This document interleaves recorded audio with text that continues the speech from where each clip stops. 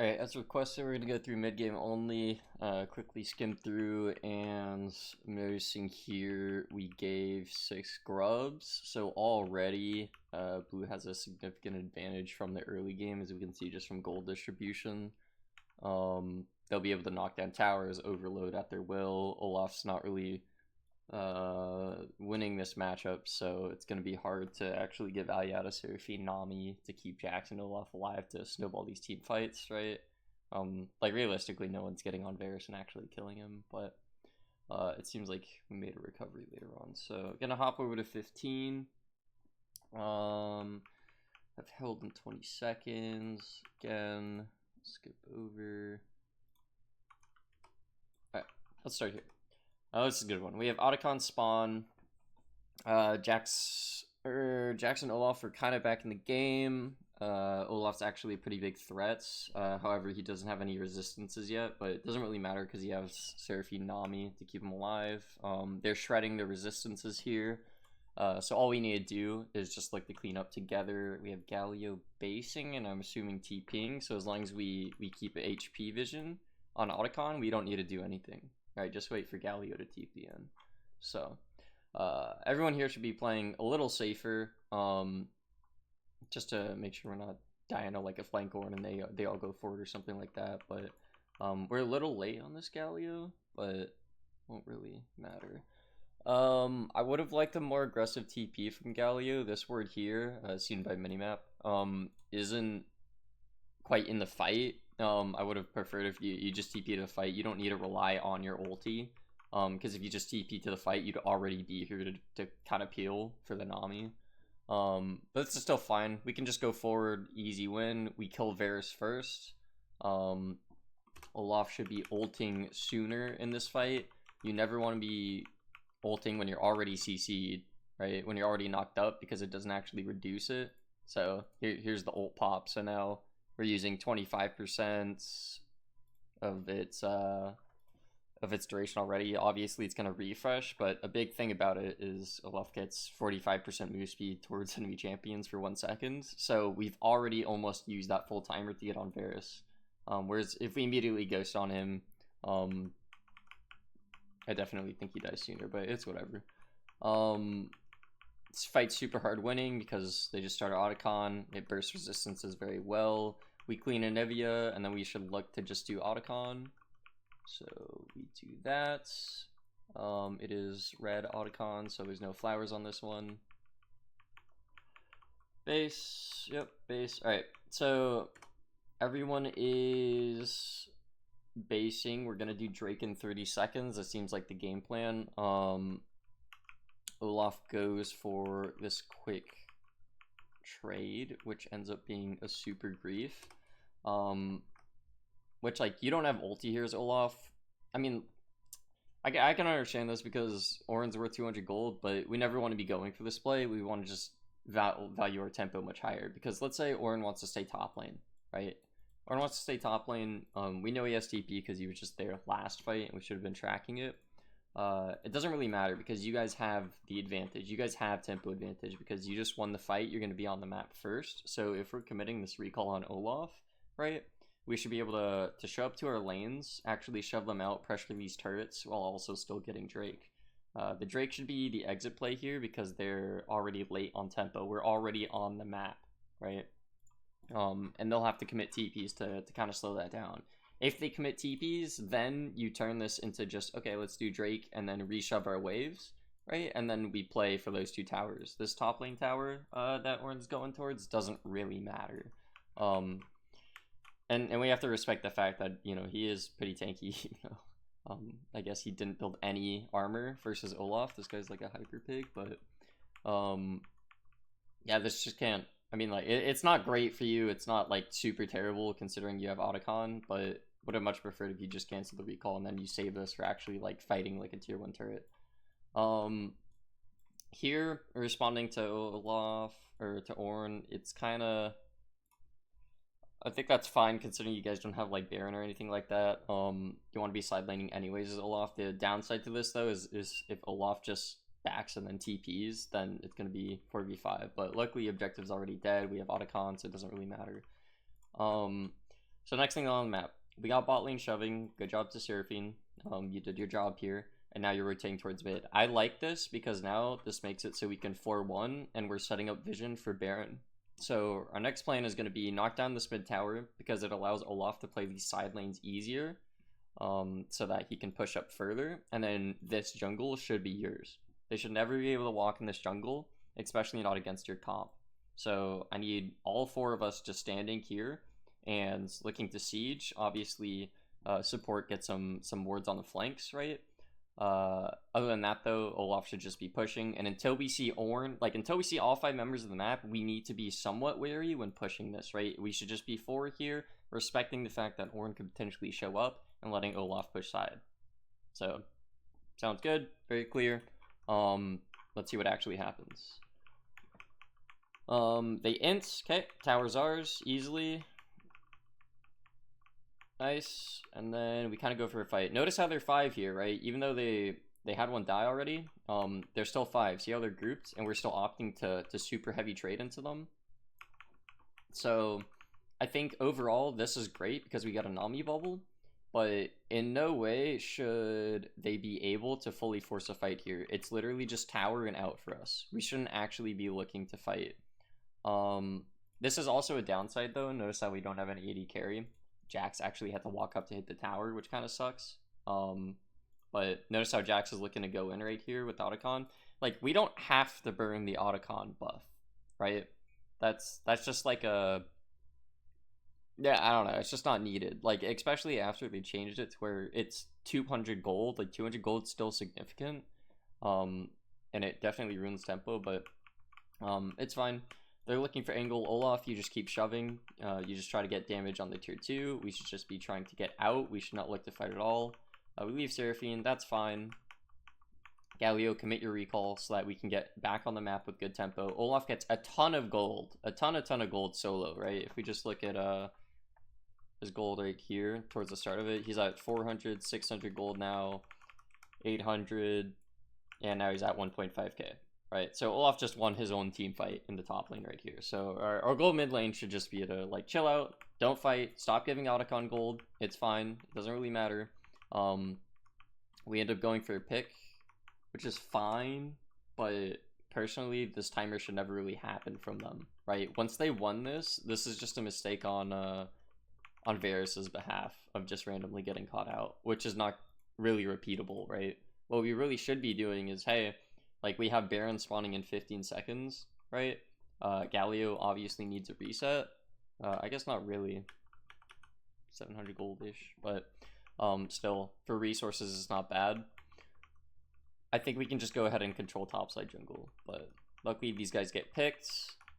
We get free kills. The Baron should be ours. Yeah, okay. Baron's ours. In modern day League of Legends, I've said this many times, and I think every team does this, you cannot 1-3-1. What I don't want to see here is us basing and then us doing a 1-3-1. Reason being is if you try to 1-3-1 on the map, you're pretty much just going to get ran down by any engage whatsoever. You also have to ward for flank. So let's say we 1-3-1, right? They'll always commit one person to kind of match the stronger side lane, so they'll send like a mage versus Olaf, for example, like a Nivea.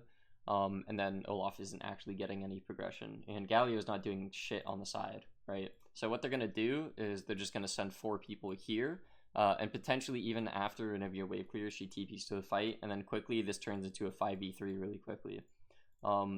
This is modern day League where things are very bursty too, so you actually have to respect that. So let's see what we do outside of base. The only time where you want to 1-3-1 initially is when you want to fix waves. So for example, these waves top and bottom, I mean, they're still like fine for you guys, but if you wanted to, you could quickly prime this and then you rotate over and make it a 4-1, and then you just play off minions. For those who don't know, if you click on minions, there's a little secret hidden buff here too, that is determined by average minion or average player level of each team. So if we look, it's 14, 14, 12 and 14, 15, 14, 13, 11, 12, 10.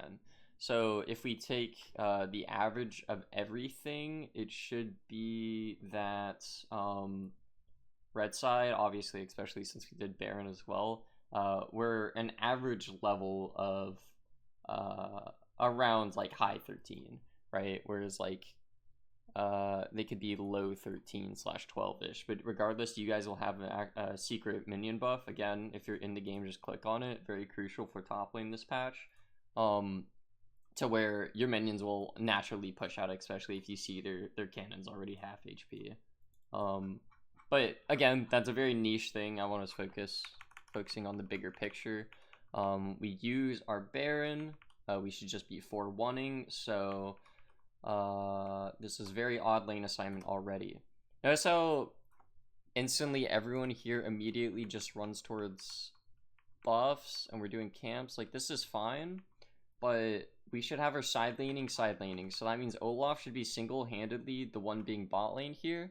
And then we should have 4 mid. We should be 1-4ing. Or alternatively, because Galio is the one with the TP and ulti, Olaf doesn't really have that. He could be the one side laning, even though he's not really a huge split pusher. Baron minions is good enough, and you guys can easily siege because you have someone like Seraphine with the Baron buff. But this lane assignment is just very awkward right now. It seems like we're shifting towards bot and keeping Galio mid, which is fine. Nami is looking to get deep vision, and we already have it, so you don't fully need an escort. I like how Galio is walking here to get you that escort of deep vision right now, but now Galio needs to go back mid, right? We have to push this wave, right? We never want to just full 5-man ARAM one lane. We want to be pushing 2 waves at one time. They have to respond to the pressure, and then we can slowly whittle down at their tower, right? So Galio needs to be mid here, either that or Olaf. Honestly, either one's fine because they're not going to win a fight that they're going to engage on. Their engage tool is going to be Ornn, but they don't really want to be running into you. When you have Seraphine, Nami, you have a lot of good disengage tools plus Baron. They're just going to lose that fight. One of our carries needs to be mid lane. So we go for some dive onto an Anivia Poppy comp. Not super great because now we're just 3v4ing under the turret, and our Baron plays kind of ruins. However, luckily Baron is a pretty long buff, so we can still re-go for this play and still just send one of our solo laners to mid, and then we can go ahead and redo that. So running for his mid here, we have to catch our bot wave. And this goes to every team. You'll notice you want to shove waves before fighting. That's just an absolute rule. Our solo laners need to shove waves before fighting, and then the other people on the map just need to play safe until those waves are shoving, right? You need to generate tempo on the map. We can't just come out of base and expect we have tempo because we're stronger, right? Waves determine everything in terms of who has tempo. So we end up fighting here. Kind of seems like a really random fight because, again, we didn't prime our waves. We have to fix side waves. Notice how I believe Galio fixed top lane, right? Before recalling. Ornn refixed it now, so we need to reestablish this tempo, ideally. But instead, we're just going for a fight. So I need us caring more about actually fixing our waves and making it so they have to respond, right? And you guys should already know why. If we're pushing out our waves, they're going to lose all these minions eventually. We're going to get good tower damage, and eventually it's going to bounce back to us, even if we lose the fight, right? So that's why you never want to take a fight while the wave's pushing towards you. You're just going to lose XP in the long run, and then you're going to let your opponents actually get XP and stack up post-fight. So we took this crazy fight here. Kind of a bit of a coin flip. Again, please use the fact that we have to fix sides.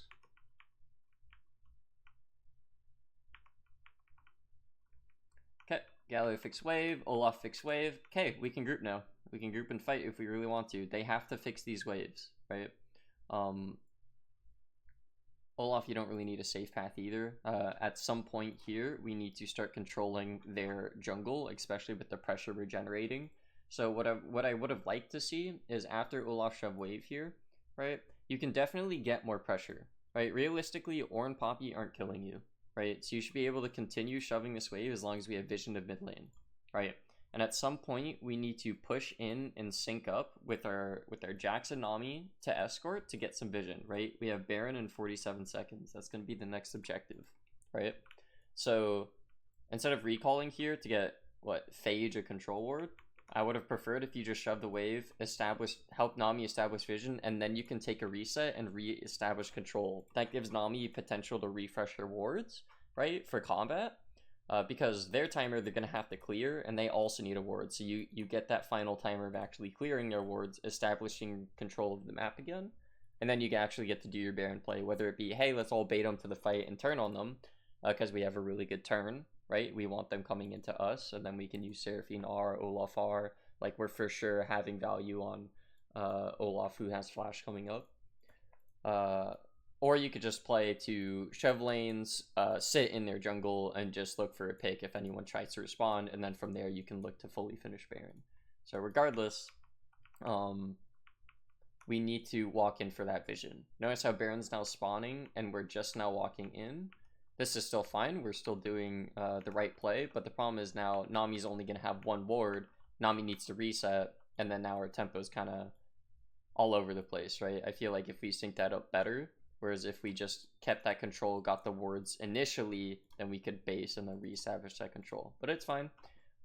We have Nami coming back on the map with wards, so now we need to reshove mid. Jax, I want you just hovering mid lane, because Olaf, again, isn't going to die. Olaf, you need to catch your wave. We go for a pick on Ornn. I mean, this should work out, I believe. Yeah, Olaf killing Varus pretty easily. Olaf's running over everyone here. That's really good. Shoving mid. Nice job, Olaf. And then we just go for mid lane tower here. Okay. At this point, we have Anivia in 28, Varus in 16. We could brute force an inhib if we really wanted to, but I think just Baron. Like, Baron's always going to be better here for us. Okay. Yep, we go Baron. Very nice. Play for finish, of course. Ignore the Ornn Poppy. They don't really matter unless they walk into the pit. And now that they're so close, yeah, play for turn on them. Olaf, be more patient with your axe. The game is really all about you, to be honest, depending on how well you play with this comp.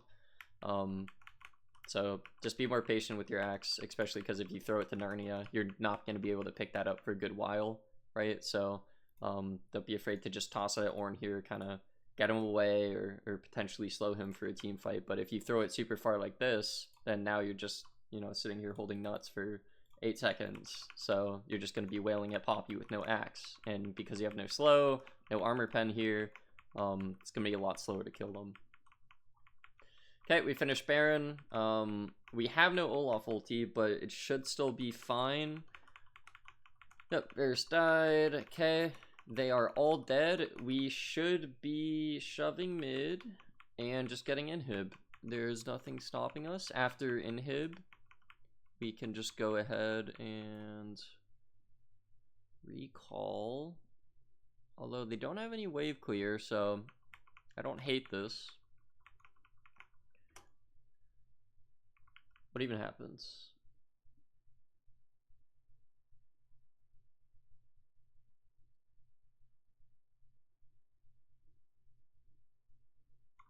Okay. Oh, my head's interesting. I think, yeah, I mean, I do think going for this is a little greedy. I understand because they don't have any wave clear. It's like, it's fine, I think, for 20 seconds. If you want to do this play, you have to wait for next wave, though. But realistically, this isn't really a super end angle, especially because Jax has no mana. Olaf has no R, no mana. And these both, like 100 mana on the R and then 1 Q, that's really all Olaf has to work with right here. I would have much preferred if we just reset and just played wave states. Because we did the call, we did the call. I mean, it is what it is. This is still fine for us. They immediately int right back, so this is good. We're on Varus. We should be killing Varus. Okay. They're all dead again, but they have Anivia. So the question is, can we brute force it through Anivia? Probably, yeah. I mean, it should just be Galio tanking here. Someone should be calling, hey, Anivia has no Zanyas, and we should be able to kill her and just end the game. So Galio going, there's her wall. Okay, Galio just keep walking at her. Okay, that's fine too. Yeah, we end the game. Overall, I think the key mistake that I saw here was lane assignments. We, as solo laners, we weren't properly where we need to be, and we weren't making very clear game plans prior to objectives, right? For every objective, you have to set it up, right? And that means fixing your waves and being there on timers, right? Easier said than done, of course, but I think the main one was that Baron example I showed earlier. Was this one. Like, Olaf needs to be more decisive here on what you're actually doing. And we need to be able to know when we're warding on support as well. So from a minute out, we should be, our bot lane needs to be very vocal here. Like, hey, Jax, you need to, like, come hover us mid lane. We're going to hard shove, and then we're going to walk in, right? Because that way we can establish that vision control. And then you take your base, right? Because Nami did a very standard sequence here, right? But the problem with this is that look at your recall timer on this. It's already super delayed. So we do our wards, we pop everything. Notice how they're clearing it immediately, right? And then now you have to walk back. So it is very odd timing on everything. We also didn't shove before walking. You walked before we actually established the prio. So then now they actually have a timer to respond because their tempo was fine. So immediately they're clearing this. So well, that's pretty much it. It wasn't terrible. It just needs to be more synced up on the timings. That's pretty much it.